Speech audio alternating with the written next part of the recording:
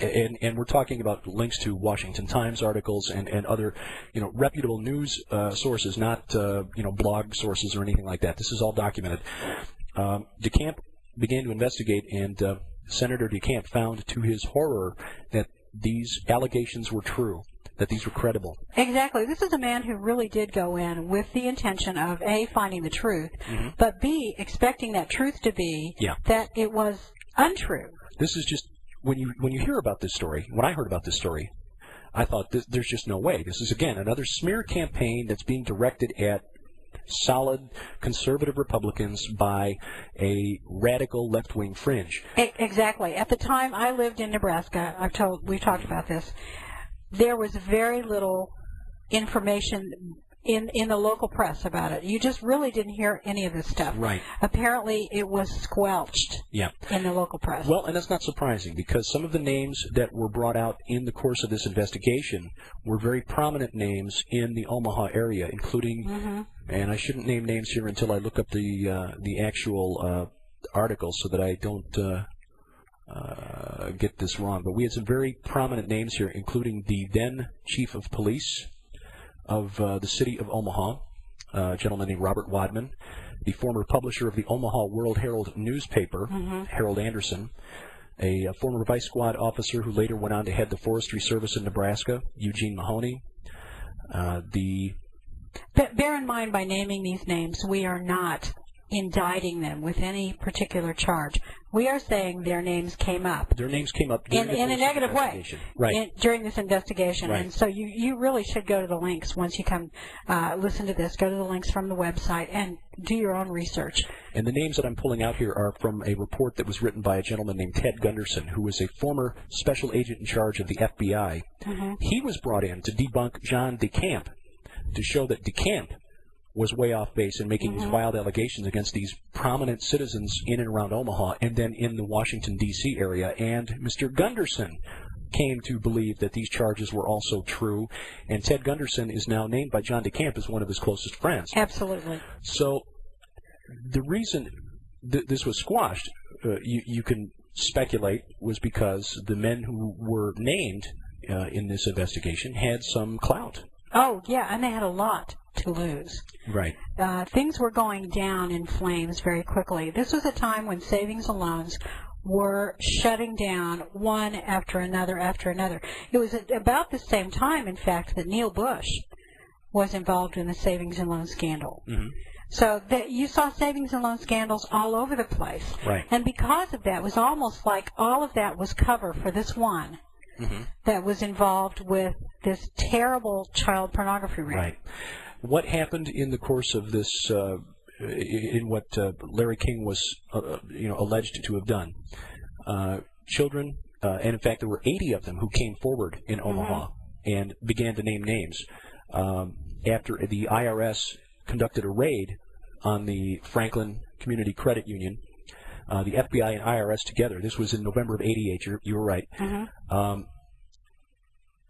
What happened was that 4 of the first witnesses who came out, 2 of them recanted their stories under pressure.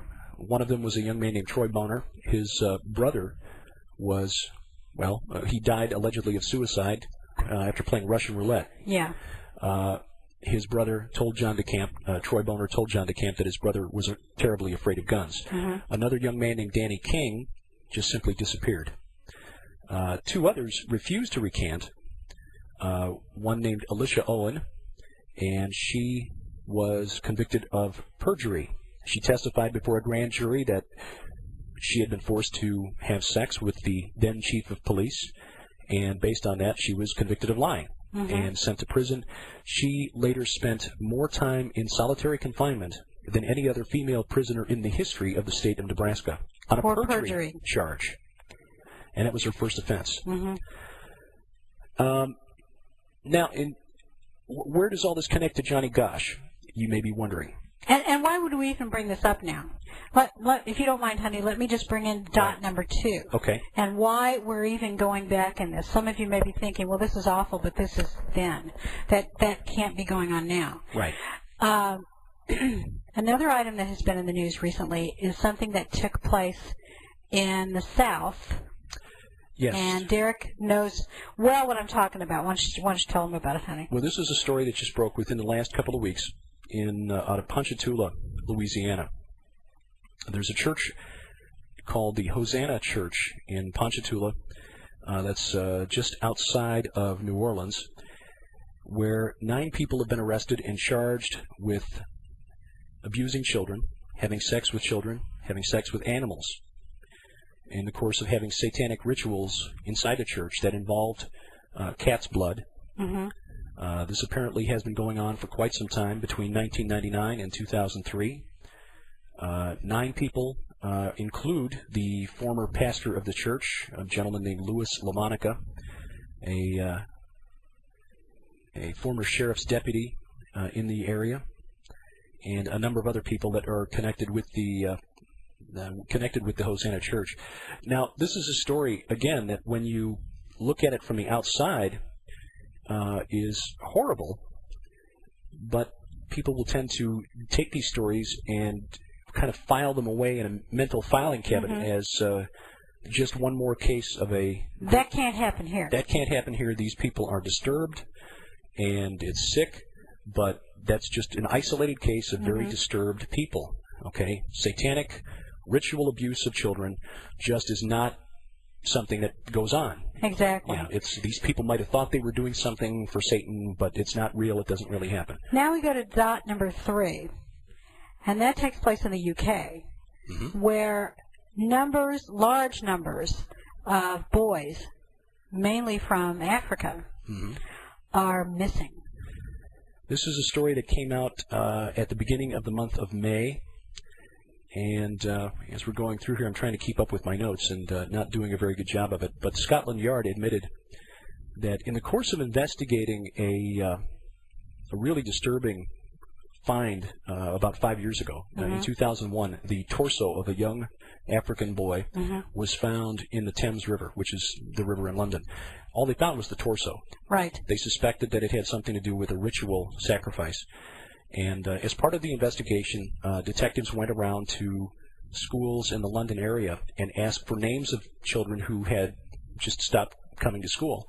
And detectives wound up with about 300 names altogether. They started trying to track down those boys to find out what had happened to them.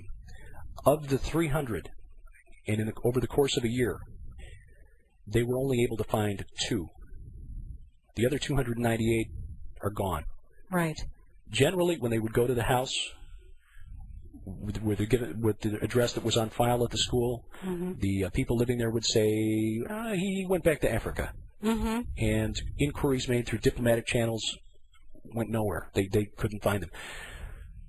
But the scary thing is that detectives told the reporter from this was in the Independent, the Independent newspaper, that they suspect that the number of missing is actually in the thousands, the number of thousands per year. So we have thousands of boys, possibly, we'll say hundreds, but possibly thousands of boys who are missing. Yeah. And they're tied to